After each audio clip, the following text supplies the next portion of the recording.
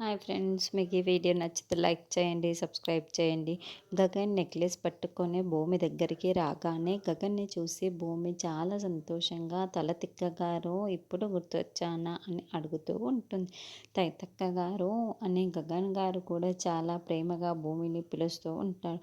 ఆ చేతిలో ఏంటి అని భూమి అంటే నెక్లెస్ అని గగన్ తడబడుతూ చెబుతాడు. ఎందుకు అని భూమి అడుగుతూ ఉంటుంది.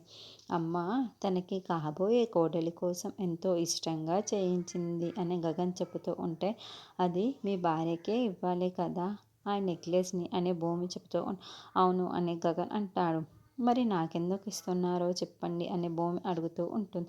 దాంతో గగన్ షాకింగ్గా చూస్తూ నేను చెప్పేది నీకు అర్థం కావటం లేదా అని గగన్ ప్రశ్నిస్తూ ఉంటే, అర్థం కాలేదు అని భూమి తలని అడ్డంగా ఊపుతూ ఉంటుంది.